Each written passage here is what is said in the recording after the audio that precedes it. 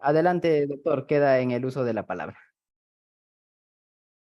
Muchas, muchas gracias, amigos de CEFOCAT, por la gentil invitación. Para mí es una alegría siempre estar con ustedes. Y este es su mes de aniversario. Ya estamos a poquito de celebrar los 8 años dentro de, del territorio peruano, desarrollando pues actividades de capacitación de altísimo nivel. Y mis felicitaciones a todo el equipo de CEFOCAT, a todo el grupo, a toda la plana de miembros. Nosotros también somos miembros de CEFOCAT como docentes, así que un saludo y éxitos que sigan continuando muchos años más con esta importante labor que es la labor académica. Y saludos a todos los presentes aquí en la sala de Zoom y por redes sociales. Hoy día vamos a tener un tema muy interesante, así que vamos a compartir pantalla, ¿ya?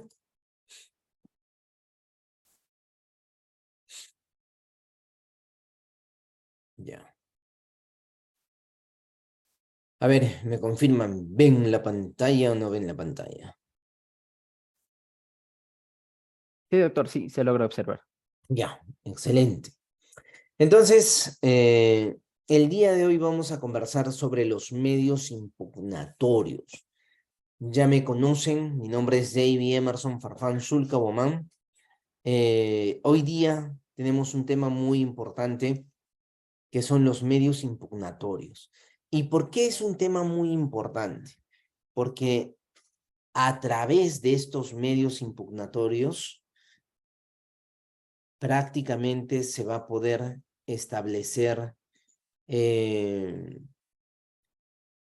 la posibilidad de corregir, de salvar un error o una interpretación errónea de la norma, la aplicación errónea por parte del magistrado, una sentencia injusta, y tienes como una segunda oportunidad. A través de estos medios impugnatorios, tú puedes tener justamente una segunda oportunidad en ese escenario tan complicado que es el derecho. Y si no manejas bien los medios impugnatorios, lo que puede pasar es que arruines esa segunda oportunidad. Hoy día justamente venía al estudio una persona sumamente preocupada y me dice, doctor, he estado con un abogado, me dijo que todo iba a estar bien, que no me preocupe, que no pasa nada, que yo pensé que esto ya estaba archivado porque se le pagó el abogado y nada más me dijo que no pasaba nada y que él estaba pendiente y al final terminó con una sentencia de 8 años de cárcel. Y lo que menciona él es que, bueno, su abogado le dijo que ya, tranquilo, vamos a apelar. Y la apelación que hizo su abogado, pues era altamente vergonzosa, ¿no? Cuando me la trajo, era como hasta esa ética de no hablar del colega, es, era complicado sostener porque era una apelación que un estudiante universitario, un estudiante lo hubiese hecho mucho mejor, ¿no? Entonces ahí tú ves cómo se arruinan las vidas de la gente. Esa persona lamentablemente llegó a nosotros fuera de plazo de apelación, ¿no? Y está en una situación complicada porque como la apelación no tiene ni siquiera la estructura básica que debe tener una apelación, como que vas a internet y sacas modelo de apelación y te descargas y cambias los datos y presentas cualquier tontería, donde le metes como 12 principios al inicio, ¿no? Principios procesales que nada tienen que ver y metes cualquier cosa, ¿no? Entonces, eso es un riesgo, eso es un tema muy delicado. Así que tenemos que manejar bien este tema de los medios impugnatorios. ¿Por qué? Porque es sumamente importante, ¿ya? Entonces, vamos al detalle. Título preliminar del Código Procesal Penal. Artículo 1.4. Las resoluciones son recurribles en los casos y en el modo previsto por la ley. Las sentencias o autos que ponen fin a la instancia son susceptibles de recurso de apelación. Acá tenemos pues nuestro principio de legalidad como un buen sistema mixto. Tenemos que usar el principio de legalidad como nuestra primera bandera ante cualquier cosa, ¿no? Entonces, las resoluciones son recurribles. Facultad de recurrir. ¿Quién puede recurrir? Las resoluciones judiciales son impugnables, solo por los medios y en los casos expresamente establecidos por la ley. Los recursos impugnatorios se interponen ante el juez que emitió la resolución recurrida. El derecho de impugnación corresponde solo a quien la ley le confiere expresamente. Si la ley no distingue entre los diversos sujetos procesales, el derecho corresponde a cualquiera de ellos. Entonces, ¿quién está facultado para recurrir? Primero nos dice, no puedes recurrir como te da la gana. Tienes que seguir los medios y casos expresamente establecidos por ley. ¿Y ante quién vas a interponer el recurso? Ante el juez que emitió la resolución. Ante el mismo juez que emitió la resolución. El derecho de impugnación corresponde solo a quien le confiere la ley expresamente. Por ejemplo, en las partes procesales no puede venir un tercero y decir, oye, yo quiero impugnar acá, ¿no? ¿Por qué?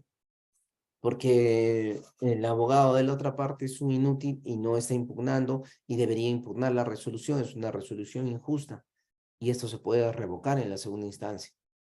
Y como no lo hace, yo lo quiero hacer por solidaridad, no me da pena el pobre hombre. ¿Lo puedes hacer? No. Solamente a quienes la ley confiere ese derecho. Y si la ley entre varios imputados no distingue sujeto procesal, cualquiera de ellos puede ejercer. Formalidades. El 405. Para la admisión del recurso se requiere, 1, que sea presentado por quien resulte agraviado por la resolución, tenga interés directo, se halle facultado legalmente para ello. El Ministerio Público puede recurrir incluso a favor del imputado. B, que sea interpuesto por escrito y en el plazo previsto por ley. También puede ser interpuesto en forma oral cuando se trata de resoluciones expedidas en el curso de la audiencia, en cuyo caso el recurso se interpondrá en el mismo acto que se lea la resolución que lo motiva. Entonces, dentro de las primeras formalidades, tenemos que el recurso lo tiene que interponer el que tiene interés directo, el que está agraviado y el que está facultado legalmente. ¿Cómo? Por escrito. Si es en audiencia oral, lo oralizas, ¿no? En ese acto de que se produce el hecho agraviante, por ejemplo. Tercera característica, que se precisen las partes o puntos de la decisión a los que se refiere la impugnación y se expresen los fundamentos con indicación específica de los fundamentos de hecho y de derecho que lo apoyen. El recurso deberá concluir formulando una pretensión concreta. ¿Qué es tu pedido? ¿Qué es lo que quieres? ¿No? Entonces, primero, el sentido es que la apelación debe estar clara y precisa. ¿Qué estás atacando? ¿Qué estás atacando? tienes que expresar los fundamentos, los famosos agravios, ¿no? Con indicación específica de los fundamentos de hecho, de derecho. ¿Y qué pides? ¿Qué es lo que quieres lograr con esta apelación? Quiero la nulidad, quiero la absolución. Algunos piden la nulidad y la absolución, que son materialmente opuestas, pero lo piden, ¿no? Es curioso, ¿no? Son lo que algunos llaman las famosas pretensiones imposibles, ¿no? Es como yo te fundamento algo y te pido otra cosa, ¿no? O te pido el A y B, ¿no? Como, si no me sale esto, ya pues como tanteando, no dame esto. D, cuarta característica. Estos recursos interpuestos oralmente contra resoluciones finales expedidas en audiencia se van a formalizar por escrito en el plazo de 5 días, salvo disposición distinta de la ley. El juez que emitió la resolución impugnada se pronunciará sobre la admisión del recurso y notificará su decisión a todas las partes. Inmediatamente elevará los actuados al órgano jurisdiccional. Este juez no hace una calificación de fondo, recuerden. Este juez, ¿qué va a verificar? Que el recurso de apelación sea interpuesto primero dentro del plazo de ley, si nos dice pues 5 días para la sentencia dentro de los 5 días que se da, y que cumpla todas las formalidades. Eso va a verificar. No va a verificar el fondo del asunto porque no puede ser pues juez y parte, ¿no? Y luego lo eleva. El juez que deba conceder la impugnación aún de oficio puede controlar la admisibilidad del recurso y puede anular el concesorio. Esto es importante, ¿no? ¿Para qué? Para que se verifique si es que está siendo bien concedido o mal concedido el recurso, ¿no? El desistimiento. 406, desistimiento. Quienes hayan interpuesto un recurso pueden desistirse antes de expedirse resolución sobre el grado, expresando sus fundamentos. El defensor no podrá desistirse de los recursos interpuestos por él, sin mandato expreso de su patrocinado posterior a la interposición del recurso. El desistimiento no perjudicará a los demás recurrentes o adherentes, pero cargarán con las costas. Entonces, ¿qué es el desistimiento? Tipificado en 406 del Código Procesal. Cuando tú quieres retirarte, ¿no? Has apelado y luego te arrepientes o dices, pucha, si de repente arriba me va peor, mejor ya me desisto, ¿no? Entonces, retiras el recurso. Cualquiera puede desistirse. Si eres defensor del imputado solo, lo puedes hacer con autorización de tu cliente. Si son varios, si hay pluralidad, entonces ahí el desistimiento va a ser independiente, no va a afectar a las otras partes, ¿ya? Ámbito del recurso. El imputado y el Ministerio Público podrán impugnar indistintamente el objeto penal o el objeto civil de la resolución. Solamente el actor civil podrá recurrir respecto al objeto civil de la resolución. Extensión del recurso. Cuando en un procedimiento hay coimputados, la impugnación de uno de ellos favorecerá a los demás, siempre que los motivos en el que se funden no sean exclusivamente personales. La impugnación presentada por el imputado favorece al tercero civil. La impugnación presentada por el tercero civil favorece al imputado en cuanto no se haya fundamentado en motivos exclusivamente personales. Acá es importante esto, porque cuando estamos hablando de coimputados, pues son 8, 10, 12, 20, 30 en el proceso, Entonces, ¿cómo se hacen las actuaciones? Entonces, ¿qué nos dice el 408? La impugnación de uno de ellos favorecerá a los demás, siempre que los motivos en el que se funden no sean exclusivamente personales. Eso es una característica. Pueden que son 5 imputados, apeló solo uno. Entonces, este uno puede beneficiar a los demás. La impugnación presentada por el imputado favorece al tercero civil. La impugnación presentada por el tercero civil favorece al imputado en cuanto no se funde en motivos exclusivamente personales. Competencia del tribunal revisor. La impugnación confiere al tribunal competencia solamente para resolver la materia impugnada, así como para declarar la nulidad en el caso de nulidades absolutas o sustanciales, no advertidas por el impugnante. Entonces, la sala, que es el tribunal revisor, ¿qué puede hacer la sala? Solamente puede resolver la materia impugnada y así como declarar la nulidad en caso de nulidades absolutas o sustanciales. Eso es importante. ¿Qué más puede hacer el tribunal? Los errores de derecho en la fundamentación de la decisión recurrida que no hayan fluido en la parte resolutiva no la anulará, pero sí serán corregidos. De igual manera se procederá en los casos de error material, en la denominación del cómputo de las penas. La impugnación del Ministerio Público permitirá revocar o modificar la resolución aún a favor del imputado. La impugnación interpuesta exclusivamente por el imputado no permite la modificación en su perjuicio.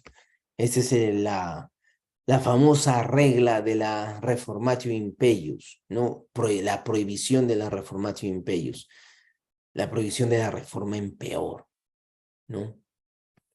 Entonces, ¿qué más? Impugnación diferida, 410. En los procesos con pluralidad de imputados o delitos, cuando se dicte un auto de sobreseimiento, estando pendiente el juzgamiento de los otros, la impugnación que se presente, si es concedida, se reservará la remisión de los autos hasta que se pronuncie la sentencia que ponga fin a la instancia, salvo que ello ocasione grave perjuicio a alguna de las partes. Esto es la impugnación diferida. Acá tenemos una pluralidad de imputados, 2, 3, 4, 5, 10, 15, ¿no? O pluralidad de delitos.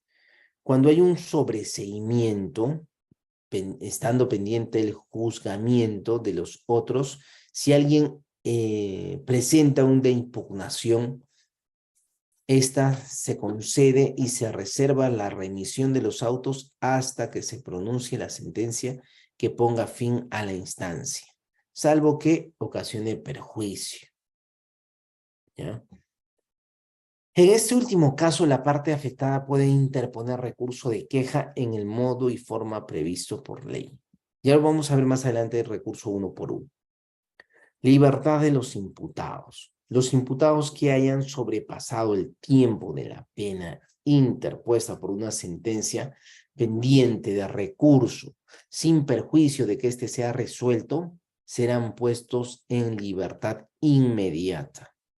El juzgador está facultado para dictar las medidas que aseguren la presencia del imputado, siendo aplicable en lo pertinente las restricciones contempladas en el artículo 288 del Código Procesal Penal. Este tema es parte del desarrollo del proceso, ¿no? Entonces, el juez dicta a solicitud del Ministerio Público las medidas: comparecencia simple, comparecencia con restricciones, prisión preventiva, arresto domiciliario, la que sea, ¿no? Ejecución provisional, 412. Salvo disposición contraria a la ley, la resolución impugnada mediante recurso se ejecuta provisionalmente, dictando las disposiciones pertinentes si el caso lo requiera. Las impugnaciones contra las sentencias y demás resoluciones que dispongan la libertad del imputado no pueden tener efectos suspensivos. O sea, si le diste la libertad, no por el hecho que el Ministerio Público apele, ya pues se va a cancelar esa libertad, ¿no? Clases de recursos. Los recursos contra las resoluciones judiciales son recurso de reposición, recurso de apelación, recurso de casación y recurso de queja. Estos son los recursos.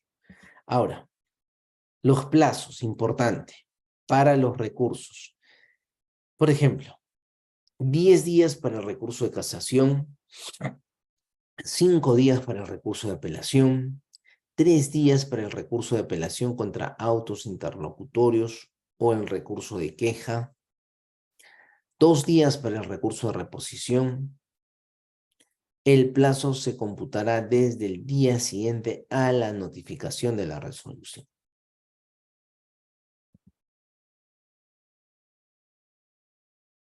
Ahora, antes de ir e ingresar a ver recurso por recurso de estas partes generales, dudas, preguntas. A ver, vamos a ver acá. Pueden levantar la mano, activar su micrófono, o vamos a abrir el chat, o pueden preguntar por el chat. Preguntas. Cualquier duda de esta primera parte. Ya, preguntas, vamos. Pregunten. Tenemos una sala llena, así que pregunten. ¿Qué parte de estos, de los recursos que hemos visto les interesa, les parece, o quieren una explicación mayor?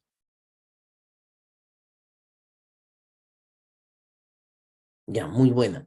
Robin, muy buena pregunta, Robin. Plazo para el recurso de nulidad. Muy bien. En nuestro nuevo modelo procesal penal, nuestro recurso de nulidad va a usar el mismo plazo del recurso de casación. Hay todavía algunos procesos en el Perú, en distintos juzgados penales, que se están desarrollando todavía en los famosos juzgados penales liquidadores. Y tenemos salas penales liquidadoras también, que manejan el antiguo modelo procesal penal, ¿no? Y en este antiguo modelo, tú podías recurrir. Recuerden que en el antiguo modelo, el juez que realizaba la instrucción es el juez que sentenciaba, ¿no? Los famosos procesos sumarios. Entonces, en esos procesos sumarios, el juez que hace la instrucción es el mismo que va a emitir la sentencia. Entonces, ahí tú, ¿qué tenías que hacer? Irte en un recurso de apelación si no estabas de acuerdo. Y ese recurso de apelación lo realizabas en el plazo de 3 días. Y el recurso ante el mismo juez que ha sentenciado se elevaba al tribunal, ¿no? A la sala. Esta sala podía confirmar o podía revocar o podía dar la nulidad. Y esta sala, si confirmara, por ejemplo, tú tenías el plazo de 10 días, siempre que el tipo penal te lo permitiera, porque no es apto para todos los tipos penales, irte con un recurso de nulidad. Entonces, ese mismo plazo de 10 días del recurso de nulidad lo vas a utilizar ahora en el recurso de casación en el nuevo modelo procesal penal. Muy buena pregunta, Robin. Otra pregunta, dudas. ¿Alguien acá en la sala? Cualquier pregunta siempre es buena, ¿ya? Si tenemos dudas, no nos quedamos con las dudas, ¿no? Una duda, por ejemplo, el juez ante el cual presentas el recurso, que es el juez de primera instancia, ¿puede negarte tu apelación? O sea, ¿lo puede hacer? Claro que sí, porque él va a calificar, ¿no es cierto? Entonces, él puede negar la apelación, porque él hace la calificación. Entonces, Eso, y tú dirás, si te niega, por ejemplo, si me niega la apelación, ¿no me estás vulnerando mi derecho constitucional a la doble instancia? ¿No? Porque prácticamente el juez de primera instancia me negó la apelación. Entonces ya me vulneraste mi derecho a la doble instancia, porque le has dado ese poder a este juez para que regule. Claro que sí, pues tiene que regular porque son sus facultades. Imagínate, si no regula, cualquier cosa puede entrar. Tiene que regular el plazo, que es lo más importante. Si tú tienes 5 días para apelar, como dice acá, 5 días para la sentencia. Y si te pasa, pues te olvidaste, no apelas al sexto, al séptimo día, ya perdiste, pues. No hay que, oye, mi derecho constitucional a la pluralidad de instancia. No. Tienes una estructura que tienes que cumplir, tienes un plazo que tienes que cumplir. No cumpliste tu plazo, pues perdiste. Ya no puedes apelar, ya no puedes hacer nada. Ya está muerto el proceso. Y no solamente es que lo presente dentro del plazo, tiene que haber una estructura en la sentencia. Si yo no cumplo esta estructura, ¿no? Por ejemplo, tienes tu sentencia acá. Entonces, ¿qué tienes que hacer? Primero vamos a identificar a la parte recurrente y vas a eh, garantizar el recurso de esta parte recurrente. ¿Por qué esta parte recurrente tiene esa facultad de recurrir? ¿Por qué? Entonces lo vas a acreditar correctamente para que se verifique su facultad de recurrir. Después vas a establecer todos los fundamentos de hecho, los fundamentos de derecho, y vas a enumerar los agravios, y vas a argumentar por qué situación A se considera un agravio, y vas a citar el agravio de la sentencia. Y así por todos los agravios que tengas, ¿no? Y vas a argumentar sobre el agravio, cómo hizo y cómo debió haber hecho, respetando la ley, y terminas con tu petitorio. Si es que no tienes tu estructura y haces cualquier tontería, ¿por qué te va a admitir el juez? ¿Por qué? O sea, porque mi derecho a la segunda instancia, mi pluralidad, no. Si no cumples la formalidad mínima, perdiste. Por eso es importante tener clara la formalidad. A ver, acá tenemos Sei Gilmar. En una apelación se pueden presentar otros medios de prueba que no presentaste al inicio del proceso. Sei, mira, depende de muchas circunstancias, ¿ya? Porque nuestro sistema, bajo ese absurdo, ridículo, poco inteligente principio procesal de preclusión, limita muchas cosas, ¿no? Y es como que tú tienes un principio procesal de preclusión que lucha contra un principio constitucional del debido proceso, del derecho de defensa. Entonces pasa muchas veces que ya pasó la etapa intermedia donde vas a presentar la prueba, ya pasó la etapa de inicio de juicio oral, donde tenías una oportunidad para presentar prueba, ya pasó, no presentaste. Y estás asumiendo el proceso para la sala, ya está sentenciado el cliente, terriblemente sentenciado, y tú vas a hacer el recurso de apelación. Y tu pregunta es, ¿yo en esa apelación puedo presentar pruebas que no presenté al inicio del proceso? No. ¿Por qué? Porque el código te limita. ¿Qué quiere decir? Si es que en el juicio oral me han negado, ya sea una prueba al inicio del juicio oral, que yo lo estaba presentando como prueba nueva, o en la parte final del juicio oral, cuando del debate surge la necesidad de actuar una determinada prueba que se llama prueba necesaria, y me niegan, y yo hago la reserva de ley, le digo, muy bien, registro en audio, muy bien, señor magistrado, hago la reserva de ley de la denegatoria de esta prueba que es de vital importancia para que lo pueda presentar posteriormente.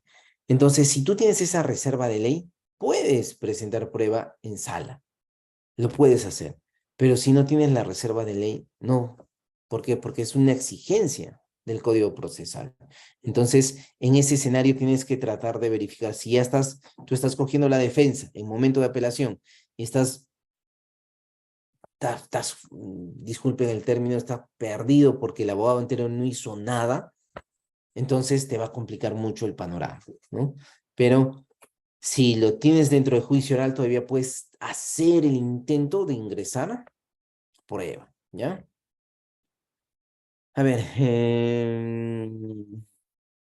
Jan Lázaro.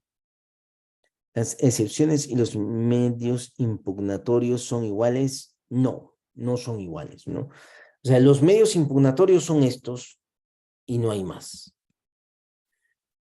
Recurso de reposición, recurso de apelación, recurso de casación, recurso de queja. Son los medios impugnatorios, no hay más. Cuando tú hablas de excepciones, son mecanismos o medios técnicos de defensa. La excepción de prescripción, la excepción de cosa juzgada, la excepción de naturaleza de acción o la excepción de improcedencia de acción que le llaman ahora. La excepción de cuestión previa. Esos son medios técnicos de defensa. Entonces, son diferentes a los recursos impugnatorios. Estos son los únicos recursos impugnatorios. Reposición, apelación, casación, queja. No hay más. Y los otros son medios técnicos de defensa, que los puedes usar en distintas etapas, ¿no? De acuerdo a la naturaleza del recurso, ¿ya? Pero muy buena pregunta, Jan. Juan, una consulta. Tengo un amigo que lo sentenciaron a 6 años y ha apelado en el plazo porque no ordenan su captura si ya tiene sentencia. Solo tenía impedimento de captura. Impedimento de salida será, me imagino. Bueno, tenía. Es un delito contra la administración pública, cohecho. Ya. Justamente como hemos visto el tema de la ejecución provisional, ¿no? de las resoluciones, como nos dice el artículo 412, salvo disposición contraria a la ley, la resolución impugnada mediante recurso se ejecutará provisionalmente, dictando las disposiciones pertinentes si así el caso lo requiera. Las sentencias contra las resoluciones que dispongan la libertad no tendrán efecto suspensivo, o sea, se da inmediata libertad.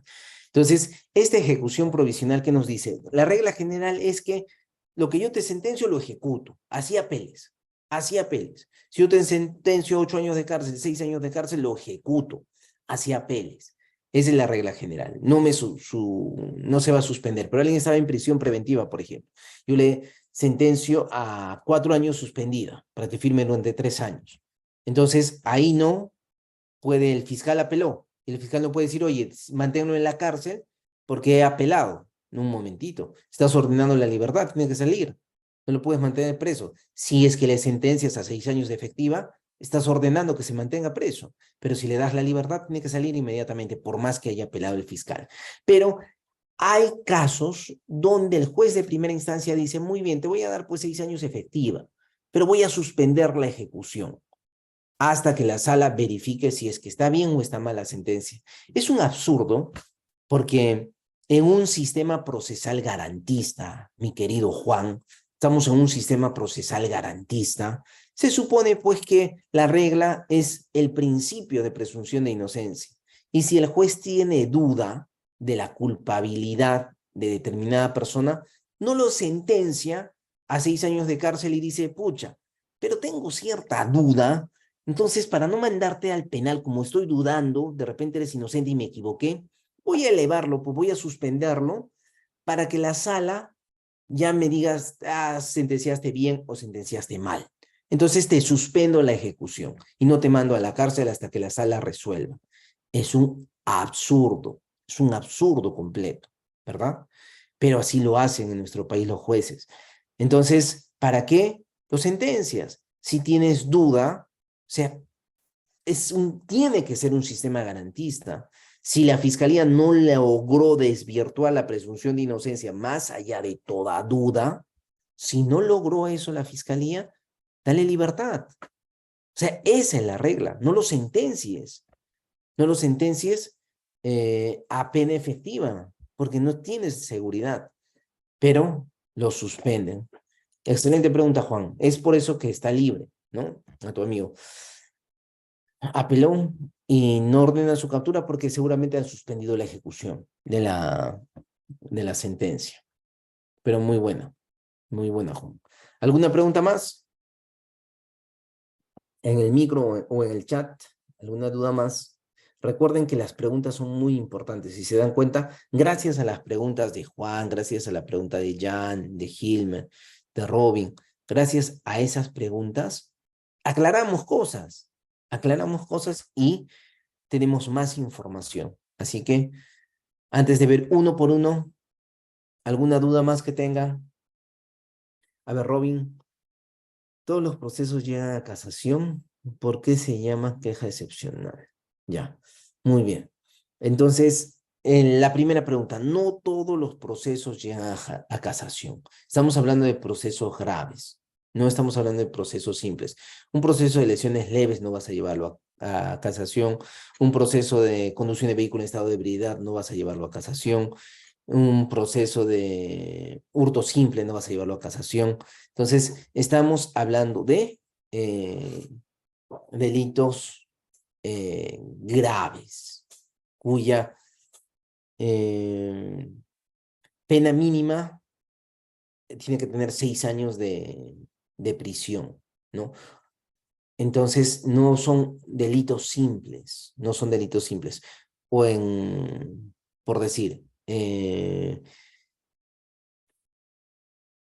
este filtro que se hace es para que la Corte Suprema ve todos los procesos del Perú, todos los procesos. Entonces, de todo el Perú solo hay una sola Corte, que es la Corte Suprema, que va a ver de todo el Perú. Imagínate la carga de la Corte Suprema. Todos los días entran de Cusco, de Arequipa, de Puno, de Juliaca, de Tumbes, de la selva de Iquitos, de Loreto, de Pucallpa, de todo el Perú. Están entrando recursos todos los días. Entonces, si la Corte Suprema no pone filtros, ¿no? Como ahora están sacando las famosas las resoluciones interlocutorias, donde no ven fondo del asunto y simplemente dicen, ¿sabes qué? Tu recurso ha sido mal concedido. Puta, negado, no sirve. Y así, sin ver fondo. Simplemente dice, a ver, ¿te han concedido bien? ¿No te han concedido bien? Ah, para mí está mal concedido. Así que, chao. Negado, mal concedido la casación, mal concedido la casación y están votando un montón, porque no tienen cómo abastecer esa cantidad de recursos. Entonces, ese es un tema que, que hace complicado. Entonces, se limita a que solo determinados delitos graves puedan llegar hasta la Corte Suprema, ¿no? Después, sobre la otra pregunta, queja excepcional. Ya. A ver, ahí tenemos dos momentos que tenemos que diferenciar, ¿ya? Tenemos uno, primero, el tema de la queja que usamos a nivel fiscal, a nivel preliminar, cuando un fiscal archiva el caso, yo puedo irme en queja al fiscal superior. ¿No? Eso es un recurso de queja. Yo me voy, tengo 5 días para irme en queja al fiscal superior. Y el fiscal superior va a decir si está bien el archivo o no, o va a ordenar que se formalice. Entonces, ese se llama recurso de queja excepcional. Ahora, tenemos otro recurso de queja que está dentro de la casación. Imaginemos, yo estoy con la sala. Entonces, ¿a quién le voy a presentar mi recurso de casación para irme a la Corte Suprema? A la sala. Entonces, le presento a la sala y la sala me rechaza, ¿no? Me rechaza y me dice, ¿sabes qué? No lo presentaste a tiempo o te rechazo por tal motivo. Entonces yo digo, un momentito, ¿no? No estoy de acuerdo con ustedes, señores de la sala, así que presento mi queja, mi recurso de queja a la misma sala. Entonces, dentro de las 24 horas de expedida la resolución, porque esto es súper rápido. Entonces, la sala, aún así, me dice, ¿sabes qué? Quéjate lo que tú quieras, no corresponde concederte la casación. Negado, otra vez, me notifica negado. Entonces, recibo la notificación y dentro de las 24 horas puedo presentar una queja excepcional, una queja directa. Entonces ya me salto el tema de la sala y me voy de frente a la Corte Suprema e ingreso dentro de las 24 horas, ingreso a la Corte Suprema esta queja excepcional, una queja directa. Y le digo, ¿sabe qué, señores de la Corte Suprema? La sala me ha negado mi recurso de casación, le he presentado una queja, me negó la queja, entonces por ello recurro excepcionalmente a través de una queja directa a vuestro despacho. Entonces, ese es otro recurso. Entonces, la queja lo podemos tener a nivel fiscal o también lo podemos tener a nivel, ¿cómo se llama? De casación, de Corte Suprema. Ahora, hay un recurso que se llama el recurso extraordinario de revisión, ¿no? El recurso extraordinario de revisión, que no está acá, porque eso es un recurso extraordinario que está fuera esos son los procedimientos normales, ya el proceso, dentro del proceso. Con la Corte Suprema termina el proceso normal, ahí terminó. Ya quieres irte a un proceso constitucional, te vas con un habeas corpus, un amparo, ya quieres irte a un proceso con la Corte Interamericana y es otra cosa. El proceso formal en el Poder Judicial va a terminar con la casación. Es la última instancia. Si la Corte Suprema sabe que no tienes derecho, pues pum, murió. Y existe un extraordinario recurso, que es el recurso de revisión. Es un recurso extraordinario. Y este recurso extraordinario de revisión tiene características bien especiales. Si logras cumplir estas características, te puedes ir y puedes presentar ese recurso extraordinario de revisión. Pero está fuera ya del cauce normal. Es como un cauce especial, ¿ya? Es por eso que no está acá dentro de los recursos. Pero muy buena pregunta, Robin. Juan, con relación a la pregunta anterior, ¿cuánto es el tiempo de la sala para que se pronuncie? Ya, mire, acá, querido Juan, acá es un poco complicado, porque tenemos tiempos teóricos que están en nuestra norma procesal, ¿no? Tiempos teóricos, pero luego tenemos los tiempos reales, lo que pasa en la realidad, ¿no?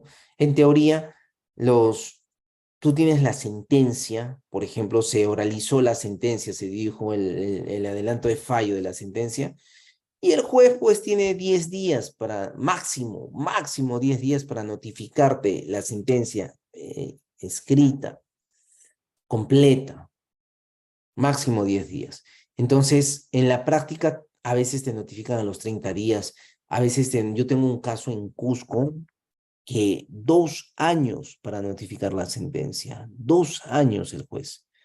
Otro en una corte de Apurímac, un magistrado, para notificar la sentencia prácticamente se ha demorado 1 año y medio.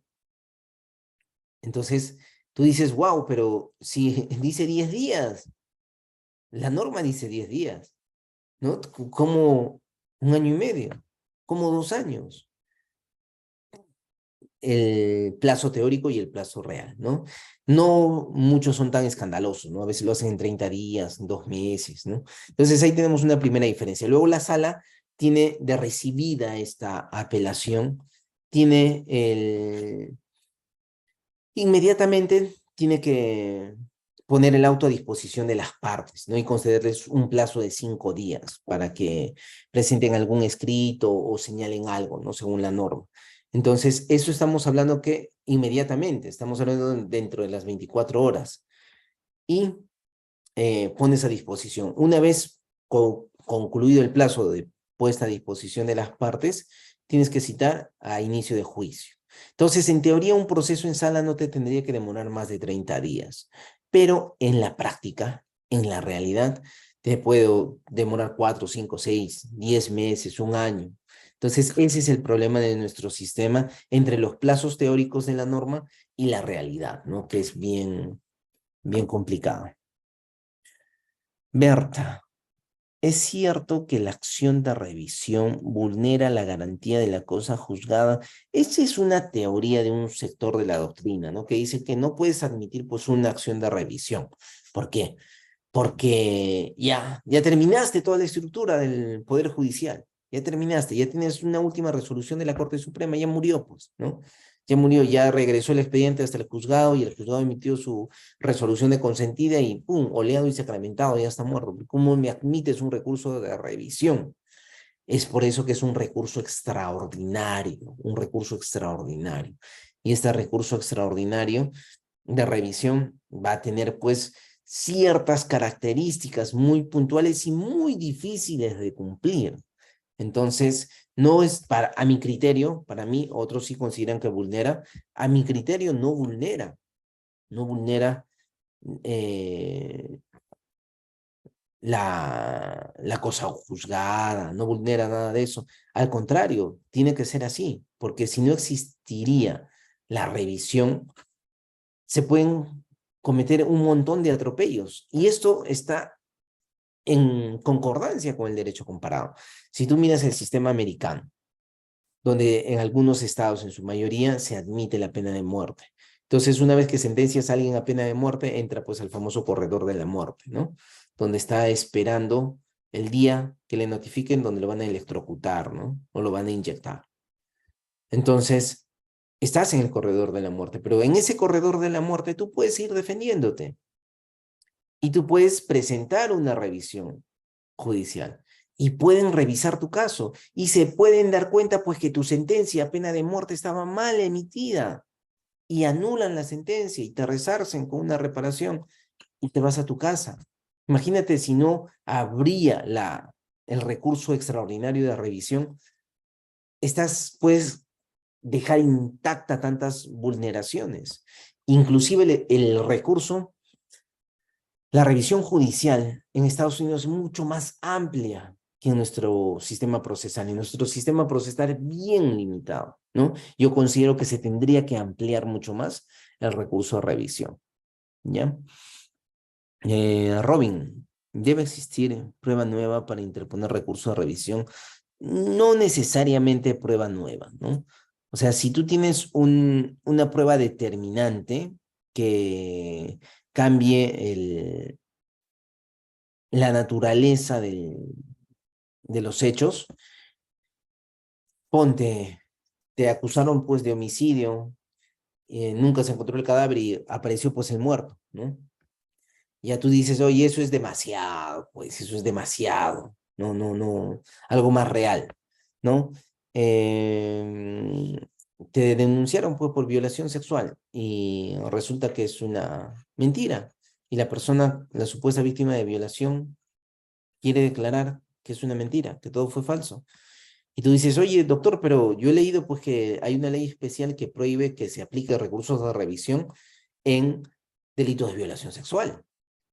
Claro, sí, existe, pero tú te vas por el tema de vulneración a derechos humanos, a derechos fundamentales, ahí sí no tienes excepción alguna y puedes hacer la revisión por ese tema. Y si estás sentenciado con una declaración injusta de una persona y consiguen la retractación de esta persona, entonces te vas por vulneración a derechos fundamentales, ingresas tu recurso de revisión.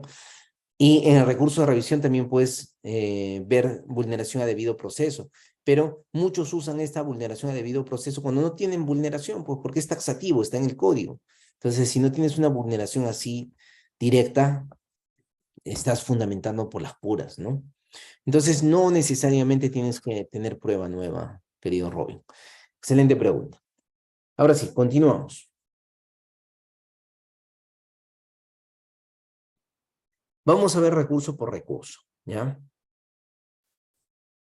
El recurso de reposición. Este es uno de los recursos más sencillitos, el recurso de reposición.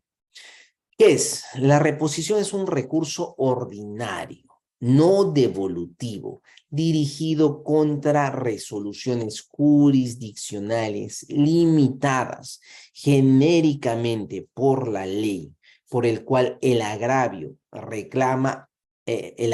reclama al mismo tribunal que dictó el pronunciamiento su revocación o modificación por contrario imperio. Esto es importante. Estos famosos recursos de reposición nos van a servir generalmente en autos o resoluciones interlocutorias, ¿no? Orales. Cuando nos dicen recurso ordinario, nos están estableciendo que tiene un determinado canal, ¿no? Una acción taxativa, ¿ya? Los recursos extraordinarios los puedes presentar por distintas naturalezas, no taxativas. Un recurso ordinario sí tiene que ser taxativo, que quiere decir enumerado, autorizado por la ley, ¿ya? No devolutivo. ¿Qué quiere decir cuando te dicen no devolutivo? Cuando tenemos recursos devolutivos y no devolutivos. Devolutivos es cuando tú vas a elevar el recurso y este va a regresar a ti. Por eso le llaman devolutivo. Lo elevas y regresa. No devolutivo es cuando tú no elevas nada, pues. O sea, no hay un superior, una instancia superior donde vas a elevar y él te va a devolver con un pronunciamiento. No, es no devolutivo. O sea, tú lo haces directamente con el que ha emitido la resolución. Y ese que ha emitido la resolución directamente va a analizar si es que va o no va, directamente. Por eso se llama no devolutivo, porque él se va a pronunciar en forma y en fondo. Después,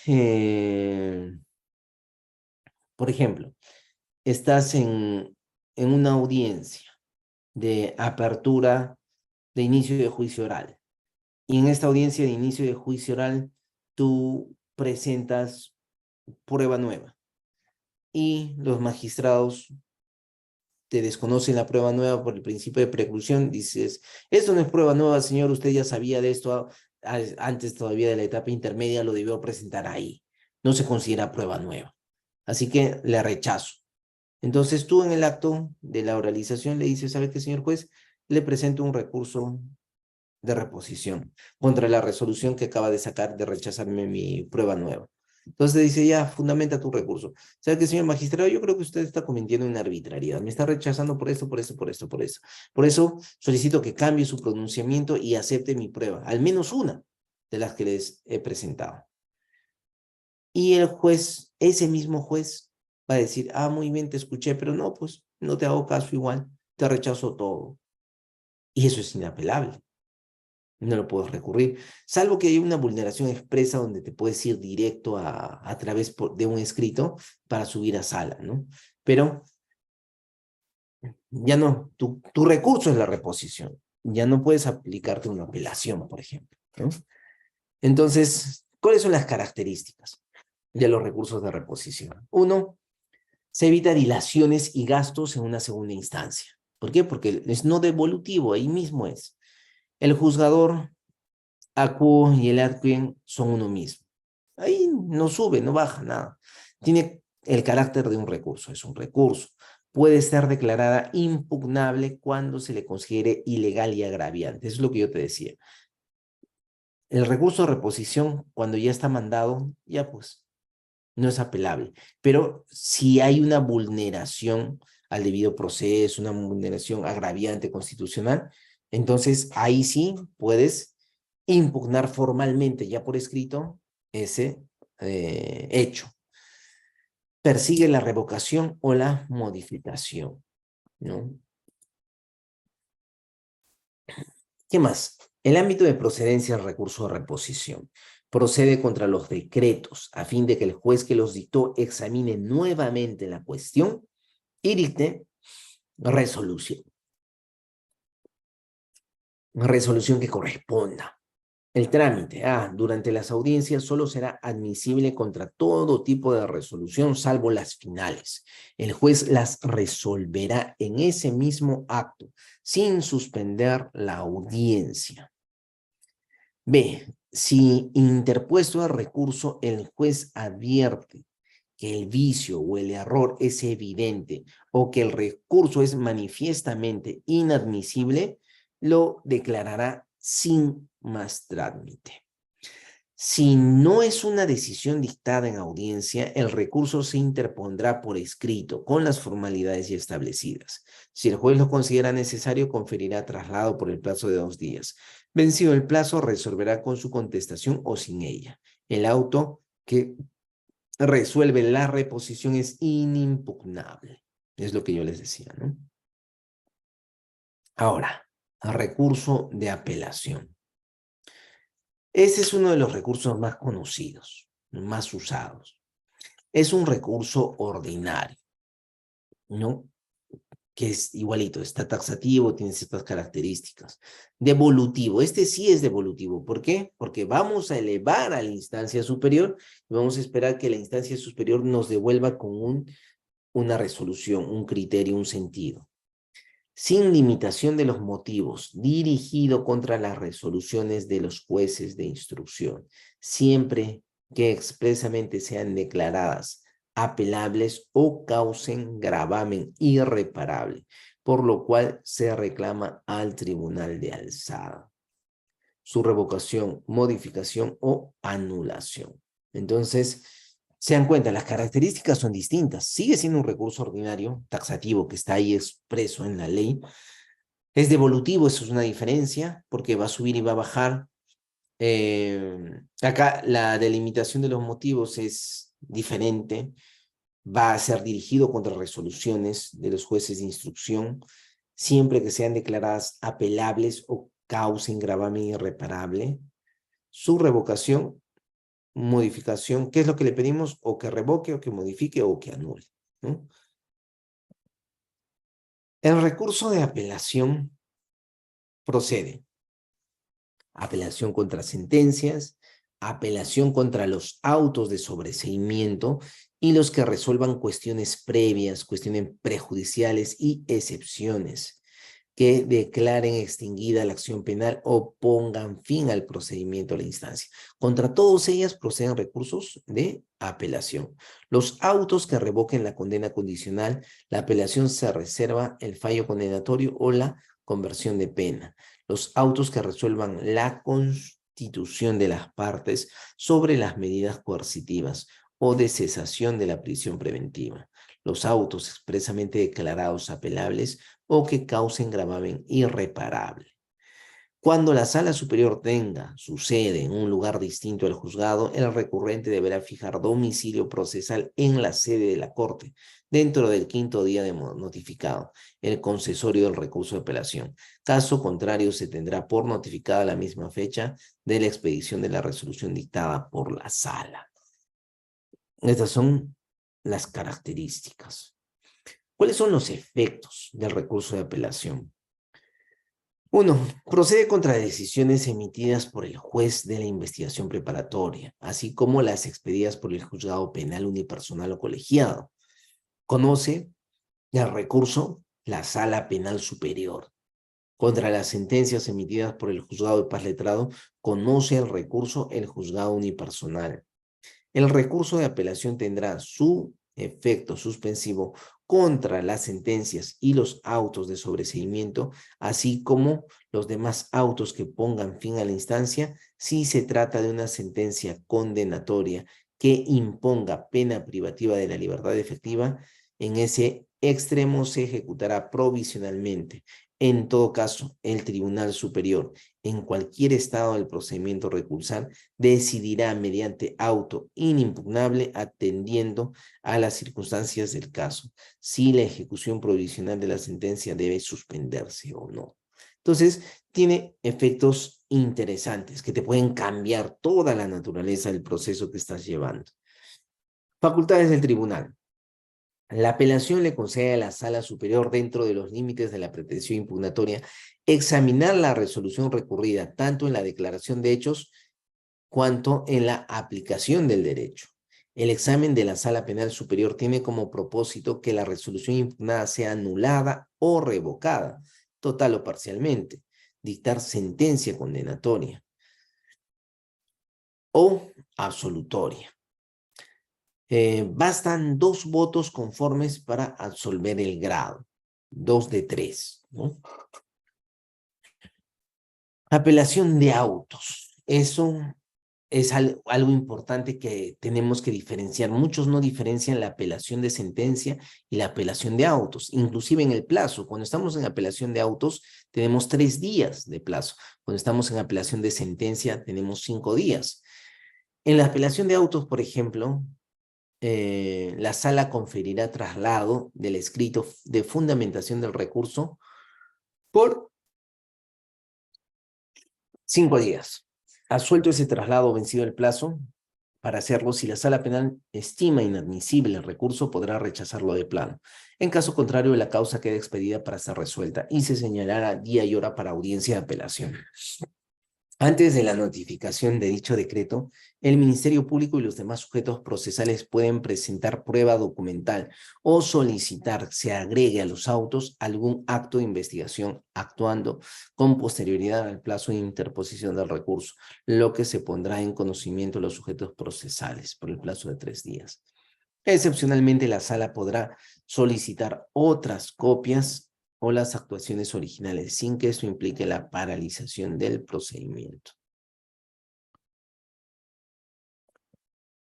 ¿Qué más? El auto que la sala declara inadmisible el recurso podrá ser objeto de recurso de reposición que se tramitará conforme al 415.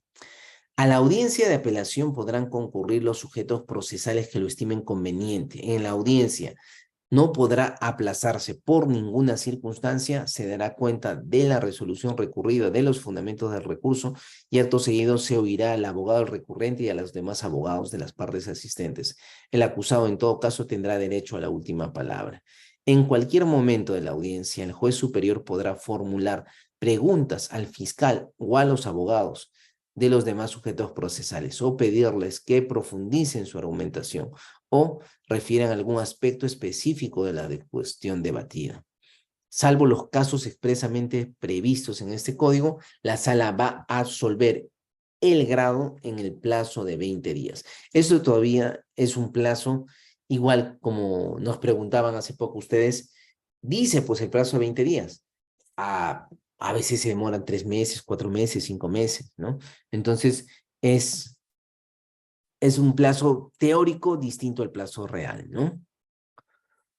Lucy nos pregunta, buenas noches, doctor. El referente al efecto suspensivo, ¿qué criterios toma el juez en una apelación de desalojo? O sea, si es que el juez va a suspender sus efectos o no los va a suspender en un desalojo.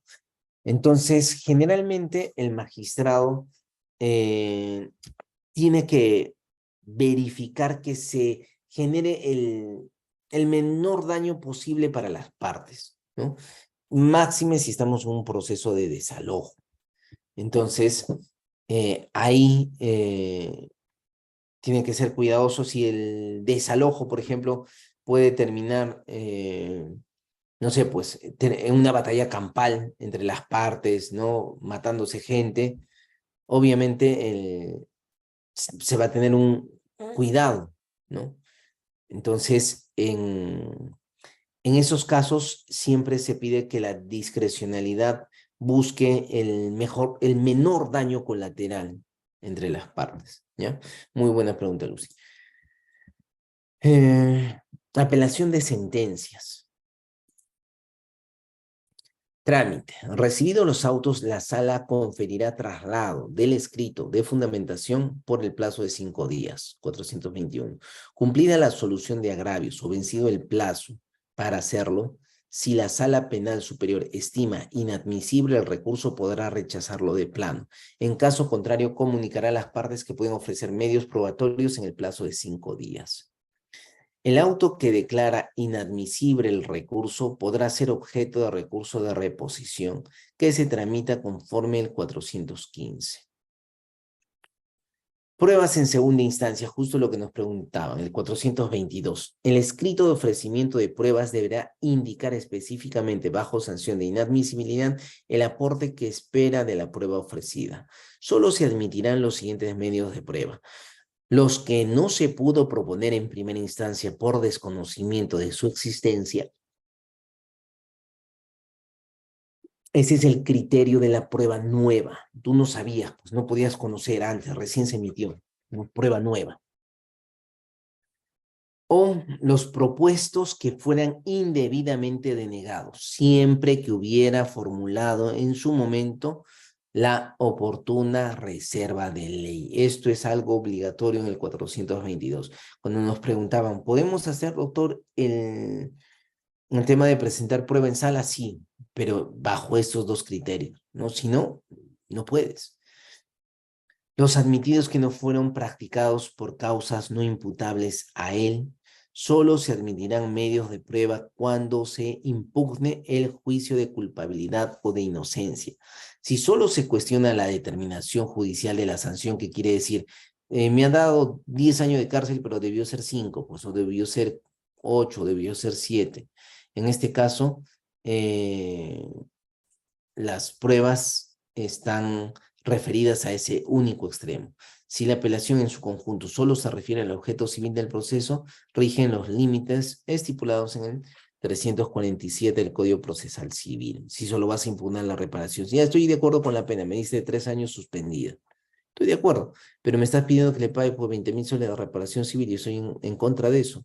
Entonces, quiero apelar en ese extremo. Entonces, usa las reglas del 374 del Código Procesal Civil. La sala, mediante auto, en el plazo de 3 días, decidirá la admisibilidad de las pruebas ofrecidas en función a lo dispuesto en el numerar 2. Artículo 155 del Código Procesal Penal. Y los puntos materia de discusión y apelación serán: la resolución va a ser inimpugnable. También serán citados aquellos testigos, incluidos los agraviados, que han declarado en primera instancia, siempre que la sala, por exigencia de inmediación y contradicción, considere indispensable su concurrencia para sustentar el juicio de hecho de la sentencia, a menos que las partes no hayan insistido en su presencia, en cuyo caso se estará a lo que aparece transcrito en el acta de juicio. El emplazamiento. Admitida la prueba ofrecida en ese mismo auto, se convocará a las partes, a los imputados no recurrentes, para la audiencia de apelación. Es obligatoria la asistencia del fiscal y del imputado recurrente. Así como de todos los imputados recurridos en caso de impugnación, si fue interpuesta por el fiscal. Si el acusado recurrente no acude sin justificar a la audiencia, se declarará inadmisible su recurso. De igual manera, se procederá si no concurre el fiscal cuando es parte recurrente. Si los imputados son parte recurrida, su asistencia no impedirá la realización de la audiencia, sin perjuicio de disponer su condición coactiva y declarar los reos contumaces.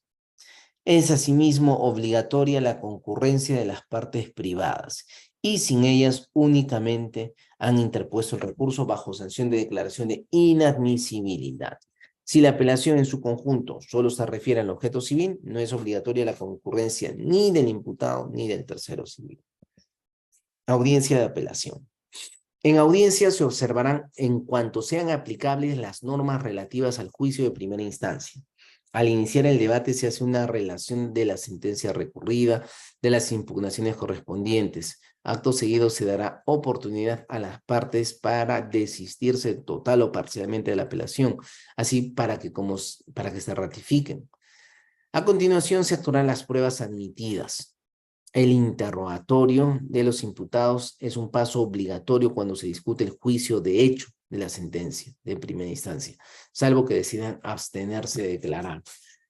Puede darse lectura en audiencia de apelación aún de oficio al informe pericial, al examen del perito, a las actuaciones de juicio de primera instancia, no objetadas por las partes, así como dentro de los límites previstos en 383. Al culminar las actuaciones de prueba, las partes alegarán por su orden, empezando por las recurridas de conformidad a lo pertinente en el artículo 1386. El imputado tendrá derecho a la última palabra, ¿no? Última palabra que muchas veces ni siquiera le hacen caso. Reglas. Rige la deliberación y la expedición de la sentencia en segunda instancia, con lo pertinente del 393 del Código Procesal Penal. El plazo para dictar la sentencia no podrá exceder los 10 días. Muchas veces en la práctica se pasan a 30, 40 días. Para la absolución del grado se requiere la mayoría de votos. ¿Qué quiere decir? Si quieres cambiar una sentencia condenatoria a una absolutoria, tienes que tener la mayoría. La sala penal superior solo valorará independientemente la prueba actuada en la audiencia de apelación y las pruebas periciales documentales preconstituidas y anticipadas. Esta no puede otorgar diferente valor probatorio a la prueba personal, que fue objeto de inmediación por el juez. Esta parte es importante porque la sala solo valorará independientemente la prueba actuada en audiencia de apelación y las pruebas periciales documentales preconstituida y anticipada. El tribunal, o sea, la sala, no puede otorgar diferente valor probatorio a la prueba personal que fue objeto de inmediación por el juez de primera instancia, salvo que su valor probatorio sea cuestionado por una prueba actuada en segunda instancia. La sentencia de segunda instancia, sin prejuicio de lo dispuesto en el 409, puede declarar nulo en todo o en parte la sentencia apelada y disponer se remitan los autos al juez que corresponda para la subsanación a la que hubiere lugar, dentro de los límites del recurso, confirmar o revocar la sentencia apelada. Si la sentencia de primera instancia es absolutoria, puede dictar sentencia condenatoria imponiendo las sanciones y la reparación civil que hubiera lugar, o referir la absolución de una causa diversa a la enunciada por el juez. Si la sentencia impugnada es condenatoria, puede absolver o dar al hecho en caso que haya sido propuesto por la acusación fiscal y el recurso correspondiente una denominación jurídica distinta o más grave a la señalada por el juez de primera instancia. Puede modificar la sala la sanción impuesta, así como imponer, modificar, excluir penas accesorias conjuntas o medidas de seguridad. La sentencia de segunda instancia se pronuncia siempre en audiencia pública. Para los efectos se notificará a las partes la fecha de audiencia. Este acto se lleva con las partes que asistan. No es posible aplazar bajo ninguna circunstancia. Contra la sentencia de segunda instancia solo procede pedido de aclaración o corrección y recurso de casación, siempre que cumplan los requisitos establecidos para su admisión. Leída y notificada la sentencia de segunda instancia, luego de vencerse el plazo para intentar recurrirla, el expediente será remitido al juez que corresponda ejecutarlo, conforme a lo dispuesto en el código. Nulidad de juicio. En los casos del literal A, del numeral 3 del artículo anterior, se declara la nulidad en todo o en parte de la sentencia apelada. No pueden intervenir los jueces que conocieron el juicio anulado. Si el nuevo juicio se dispuso como consecuencia de un recurso a favor del imputado, en este caso no puede aplicarse una pena superior a la impuesta por el primero. La casación.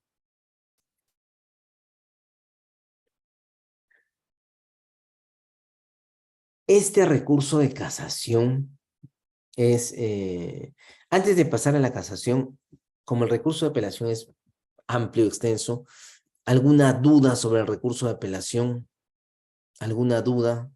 Levanten la mano o escriban su duda en el chat sobre el recurso de reposición y el recurso de apelación que hemos visto.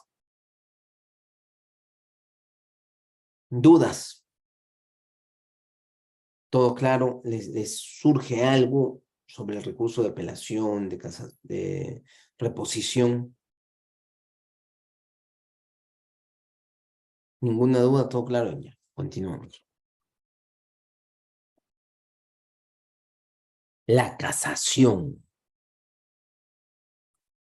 La casación es un medio de impugnación por el cual, por motivos de derecho específicamente previstos por la ley, una parte postula la revisión de los errores jurídicos atribuidos a la sentencia en mérito que la perjudica, reclamando la correcta aplicación de la ley sustantiva o la anulación de la sentencia y una nueva decisión, con o sin reenvío a nuevo juicio. 427. Procedencia al recurso de casación. El recurso de casación va a proceder contra las sentencias definitivas, los autos de sobreseimiento y los que pongan fin al procedimiento, extingan la acción penal o la pena o denieguen la extinción, conmutación, reserva o suspensión de la pena, expedidos en apelación por las salas penales superiores. La procedencia de la casación en los supuestos indicados anteriormente está sujeta a las siguientes limitaciones.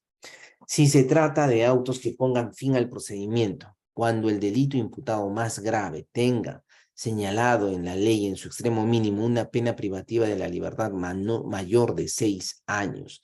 Eso es lo que yo les establecía, ¿no? La Corte Suprema recibe todos los casos del Perú, todos los casos. Es una gran cantidad de casos. Imagínate que si tendría que revisar todos, lesiones leves, conducción de vehículo en estado de ebriedad, hurto simple, complicas, sería imposible de manejar. Es por eso que la procedencia de la casación está sujeta a las siguientes limitaciones. 1. Si se trata de autos que pongan fin al procedimiento cuando el delito imputado más grave tenga señalada en la ley en su extremo mínimo una pena privativa de la libertad mayor a 6 años. ¿Qué quiere decir? De 6 a 10, de 6 a 15, de 6 a 20, en su extremo mínimo. Si se trata de sentencias cuando el delito más grave al que se refiere la acusación escrita del fiscal tenga señalada en la ley en su extremo mínimo una pena mayor a 6 años. Si se trata de sentencias que impongan una medida de seguridad cuando ésta sea la medida de internación. Si la impugnación se refiere a la responsabilidad civil cuando el monto fijado en la sentencia de primera o segunda instancia sea superior a las 50 unidades de referencia procesal o cuando una unidad de referencia procesal es el 10% de una OIT, ¿ya? O cuando el objeto de la resolución no pueda ser valorado económicamente. Excepcionalmente será procedente el recurso de casación en casos distintos a los arriba mencionados, cuando la Sala Penal Suprema discrecionalmente lo considere necesario para el desarrollo de la doctrina jurisprudencial.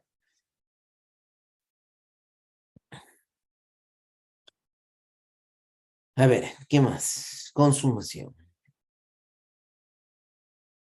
Desestimación, 428. La Sala Penal Suprema declarará inadmisible la casación cuando no se cumplen los requisitos y causales previstas en el artículo 405 y 429. Se ha interpuesto por motivos distintos a los enumerados en el Código, se refiere a resoluciones no impugnables. El recurrente ha consentido previamente la resolución adversa en primera instancia, si ésta fuere confirmada por resolución objeto de recurso, o si se invoca violaciones a la ley que no hayan sido deducidas en el fundamento de su recurso. También se declarará inadmisible el recurso cuando carezca manifiestamente de fundamento, se le hubiese desestimado el fondo de otros recursos sustancialmente iguales y el recurrente no da argumentos suficientes para que se modifique el criterio, doctrina jurisprudencial ya establecida. En estos casos, la admisibilidad del recurso podrá afectar todos los motivos aducidos y referirse solamente a algunos de ellos.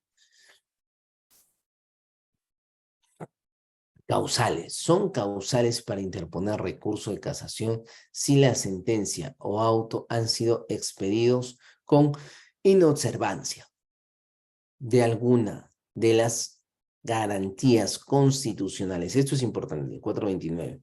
De carácter procesal o material o con una indebida o errónea aplicación de dichas garantías.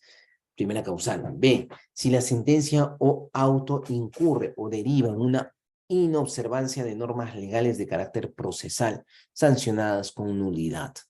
C. Si la sentencia o auto importa una indebida aplicación o errónea interpretación, falta de aplicación de la ley u otras normas jurídicas necesarias para su aplicación. D. Si la sentencia o auto ha sido expedido con falta o manifiesta ilogicidad de la motivación, o cuando el vicio resulte en su propio tenor. Si la sentencia o auto se aparta de la doctrina jurisprudencial establecida por la Corte Suprema o el Tribunal Constitucional. Entonces, si no tenemos estas causales, es complicado que ingrese tu recurso de casación, ¿no? Recurso de queja. El recurso de queja es un metarecurso destinado a impugnar la resolución jurisdiccional que deniega indebidamente el recurso que procede ante otro tribunal, a fin de que éste, ante quien se impone, lo declare mal denegado. Procede a recurso de queja de derecho contra la resolución del juez que declare inadmisible el recurso de apelación. También procede a recurso de queja de derecho contra la resolución de la Sala Superior que declare inadmisible el recurso de casación. El recurso de queja de derecho se interpone ante el órgano jurisdiccional que denegó el recurso. La interposición del recurso no suspende la tramitación del principal, ni la eficacia de la resolución denegatoria. Trámite del recurso de queja. El recurso de queja se precisará el motivo de su interposición con invocación de la norma vulnerada. Se acompañará el escrito motivo de resolución recurrida y, en su caso, los referentes a su tramitación. La resolución recurrida, el escrito en el que se recurre, la resolución denegatoria. Rige lo dispuesto en los últimos párrafos del 403 del Código Procesal Civil. Interpuesto este recurso, el órgano jurisdiccional competente decidirá sin trámite alguno su admisibilidad y, en su caso, su fundabilidad. Para decidir, puede solicitarse al órgano jurisdiccional interior copia de alguna actuación procesal que se requiera. Si se declara fundada la queja, se concede el recurso y se ordena al juez que la causa envíe el expediente o ejecute lo que corresponda sin perjuicio de la notificación a las partes. Si se declara infundada la queja, se comunica la decisión al Ministerio Público y a los demás sujetos procesales. Hasta ahí, dudas del recurso de casación, del recurso de queja, dudas, preguntas. El recurso de casación es un recurso complejo, ¿ya? Del 100% de recursos de casación que se presentan a la Corte Suprema, solamente el 10% se admite. Imagínate, hay un 90% que son rechazados, un 90%, que es un tremendo número. Entonces, es así el recurso. Es muy técnico. Y la queja ya, por eso le llaman metarecurso, ¿no? Porque te puede servir en determinadas situaciones. ¿Dudas, preguntas? No hay. Acción de revisión. Vamos a revisar un poquito de la acción de revisión. 439. Procede contra sentencias condenatorias firmes, cuando después de una sentencia se dictará otra que impone pena o medida de seguridad por el mismo delito a persona distinta de quien fue primero sancionada, y no pudiendo conciliarse ambas sentencias. Resulta de su contradicción la prueba o la inocencia de alguno de los condenados. B. Cuando la sentencia se haya pronunciado contra el precedente que tenga la calidad de cosa juzgada. Si se demuestra que un elemento de prueba apreciado como decisivo en la sentencia carece de valor probatorio, que se asignará por falsedad, invalidez, adulteración o falsificación. De si con posterioridad a la sentencia se descubren hechos o medios de prueba no conocidos durante el proceso que solos o en conexión con las pruebas anteriormente apreciadas sean capaces de establecer la inocencia del condenado. Cuando se demuestre mediante decisión firme que la sentencia fue determinada exclusivamente por un delito cometido por el juez o grave amenaza contra su persona, familiares, siempre que los hechos no hayan intervenido el condenado. Cuando la norma que sustentó la sentencia hubiera sido declarada inconstitucional por el Tribunal Constitucional o inaplicable en un caso concreto por la Corte Suprema. Si te das cuenta, las causales del recurso de revisión son específicas, parecen genéricas si tú, por ejemplo, quieres usar la causal primera, A, cuando después de una sentencia se dictara otra que impone pena o medida de seguridad por el mismo delito a persona distinta de quien fue primero sancionada, y no pudiendo conciliarse ambas sentencias, resulte de su contradicción que la prueba de inocencia de alguno de los condenados. Es como que hay dos sentencias, tenemos un solo hecho, imaginemos, violación sexual y tenemos un imputado que es Juan Pérez, que cometió violación contra X persona y lo sentenciamos a 30 años de cárcel. Y resulta que por la misma violación tenemos a Pedrito sentenciado o absuelto y hechos similares, o sentenciado por 10 años. Entonces ahí tenemos como dos sentencias de un mismo caso que no fueron trabajadas como si fuesen distintos, fuesen que sean coautores. Ambos pueden ser sentenciados porque son coautores de un mismo delito. Pero en este caso estamos hablando de que dos supuestos hechos diferentes, pero terminan siendo el mismo hecho. Entonces, de esas sentencias que tienen contradicción sobre la culpabilidad o la inocencia de alguno de los condenados, podemos ingresar un recurso de revisión. Es un panorama muy complicado para que tengas ese escenario con dos sentencias de los mismos hechos, mismos fundamento legal, mismas causales, mismos medios de prueba, muy complicado. B, cuando la sentencia se haya pronunciado en contra de un precedente que tenga la calidad de cosa juzgada. O sea, tienes una sentencia y esta salió en contra de otra sentencia que ya estaba emitida, ¿no? Por decir, si tú tienes una sentencia anterior, ¿no? Donde te absuelven de un delito de estafa y resulta que te condenan por estafa, ¿no? Te dan 8 años de prisión efectiva por estafa. Entonces, ahí tú tienes una sentencia anterior que ya tuvo la calidad de cosa juzgada. Entonces, con esto puedes irte a un recurso de revisión, ¿no? Que es una causal también complicada, ¿no? Es como un neven sin idem. Tendrías que tener dos procesos de lo mismo y con sentencias contradictorias. Un escenario muy complicado. C. Si se demuestra que un elemento de prueba apreciado como decisivo en la sentencia carece de valor probatorio, o se le asignara por falsedad, invalidez, adulteración. Lo que te decía, si la víctima de violación sexual se retracta y dice que sus padres para sacar dinero le obligaron a decir que le violaste. Entonces, esa declaración de la víctima pues es fundamental para que te hayan condenado por violación sexual. Entonces, si hay esta retractación, entonces tienes posibilidades de ingresar a un recurso de revisión, ¿no? Si con posterioridad a la sentencia se descubren hechos o medios de prueba no conocidos durante el proceso, que solos o en conexión con las pruebas anteriormente apreciadas sean capaces de establecer la inocencia del condenado. Estamos hablando posterior a la sentencia, se descubren hechos. No sé, pues el muertito estaba muerto, pero apareció vivo, ¿no?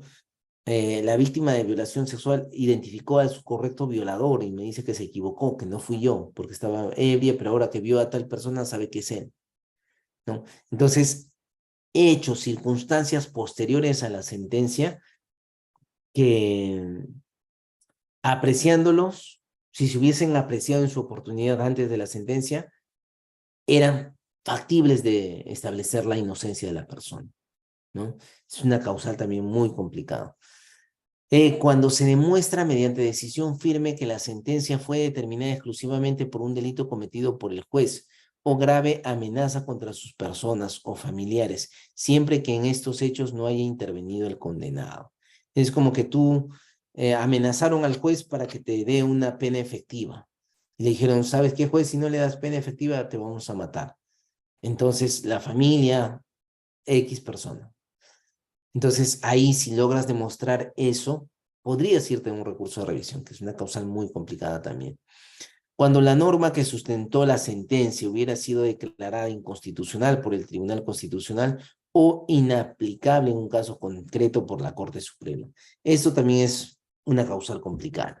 Consigas una norma con la que te han sentenciado, que la deroguen, que la declaren inconstitucional, muy complicado, ¿verdad?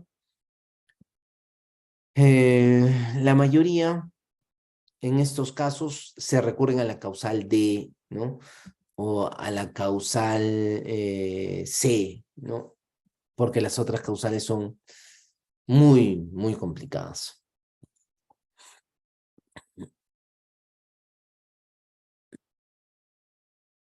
Ya, Jan me dice, doctor, ¿puede realizar ejemplo de cada uno de los medios impugnatorios? Claro que sí, Jan.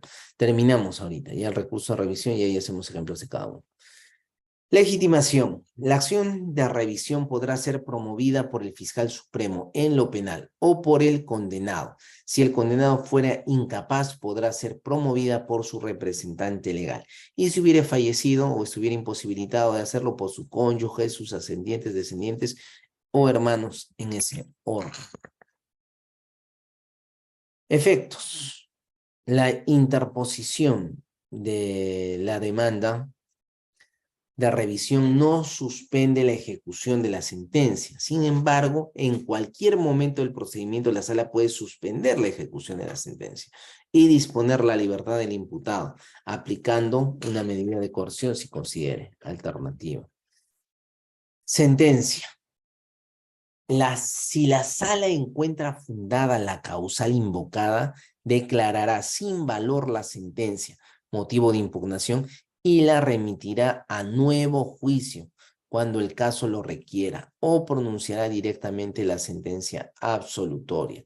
Si la sentencia se dispone a nuevo juicio, este será tramitado conforme a las reglas respectivas. El ofrecimiento de prueba y la sentencia no podrán fundarse en una nueva apreciación de los mismos hechos del proceso, con independencia de las causales que tornaron inadmisible la revisión. Si la sentencia es absolutoria, se ordenará la restitución de los pagos efectuados por concepto de reparación, multa, y así de haberse solicitado la indemnización que corresponda por el error judicial. La sentencia se notificará a todas las partes del proceso originario. Ya, ahí este material ya está en manos de los amigos de Cefocat para que lo puedan compartir con ustedes. Ahí tienen mi correo electrónico, mi número de celular y cualquier duda, cualquier consulta a su servicio. Vamos a contestar la pregunta de Jan. Jan nos dice, a ver, vamos a abrir el chat de preguntas. Acá está. Jan nos dice, doctor, ¿podría realizar ejemplo de cada uno de los medios impugnatorios? Claro que sí, Jan. Vamos desde el más facilito, ¿ya? El recurso de reposición. Estamos en una audiencia, por ejemplo, ¿no? Y en esa audiencia tú te opones a la actuación de determinado medio de prueba. Imaginemos una testimonial, porque la testigo, pues, de su imputación ahora padece está en tratamiento psiquiátrico, por ejemplo. Entonces, El juez resuelve y dice que no, niega tu solicitud y dice, vamos a escuchar al testigo. Entonces, ahí, en ese auto interlocutorio, tú puedes decirle, un momentito, señor magistrado, en virtud del 415 del Código Procesal Penal, quiero interponer un recurso de reposición. A ver, abogado, fundamente su recurso de reposición. Señor juez, usted está cometiendo una arbitrariedad por esto, por esto, por esto, por esto. Las condiciones del declarante han cambiado, por eso solicito que no se admita su declaración. El juez puede decir, ah, ya tienes razón, corrijo, no se admite, o puede decir, ¿sabes qué? No tienes razón. Simplemente no tienes razón y yo voy a hacer lo que yo considere. Entonces, ahí se da ese escenario del recurso de reposición. En el recurso de apelación vamos a tener dos momentos, la apelación de autos y la apelación de sentencia. La apelación de autos te va a dar un plazo menor, solamente 3 días. Tienes que ser muy cuidadoso, porque no es porque sea apelación, vas a tener los 5 días. Solo sentencia, apelación de sentencia, 5 días. Apelación de auto, auto de prescripción, auto de sobreseimiento o cualquier otro auto que ponga fin al proceso, vas a tener 3 días. Y como imaginemos, ¿cuál? Tú estás en etapa intermedia, tienes una acusación fiscal, no un delito de estafa, conseguiste una acusación fiscal por 9 años. Pasas etapa intermedia y en etapa intermedia el juez o la jueza de garantías de etapa intermedia dice, oye, no, considero que acá no hay delito. Entonces vamos a emitir un auto de sobreseimiento. Saca el auto de sobreseimiento. ¿Qué tienes tú? Tienes 3 días para tu auto de apelación. Fundamentas el agravio, ingresas dentro del plazo y elevas. Y ahí tienes tu auto de apelación. Lo mismo pasa en una sentencia. Este es el auto de lectura de sentencia. Sentencia a tu patrocinado a 10 años de cárcel efectiva. Y te notifican la sentencia al día siguiente. Desde ahí empiezas a contabilizar tus 5 días y emites tu sentencia. En el tema de la casación va a ser similar. Sentencias de segunda instancia solamente pueden proceder aquellos delitos cuyo nivel mínimo de la pena es mayor a 6 años. Si estamos en delitos leves, no va a proceder un recurso de casación. Entonces, si tienes la pena mayor a 6 años, fundamentas tu recurso de casación y los presentas dentro del plazo y verificas una de las causales del 429, que es lo que estábamos viendo hace poco, ¿no?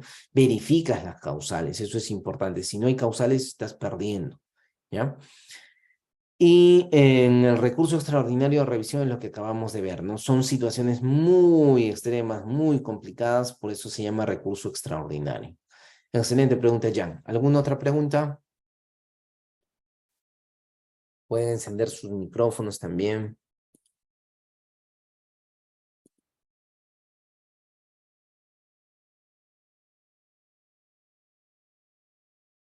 ¿Dudas, preguntas?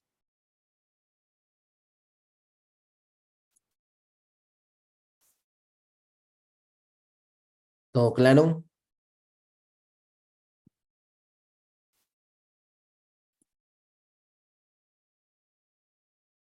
Ya. Entonces, si todo está bien, no tienen dudas, igual, el material ya está en los amigos de Cefocat. Ahí tienen mi correo electrónico, tienen mi teléfono, cualquier duda, cualquier conversación académica, estoy para servirle. Muchas gracias a los amigos de Cefocat. Un saludo por el 8º aniversario y que sean muchos años más. Gracias, Jan. Muchas gracias a ustedes por participar.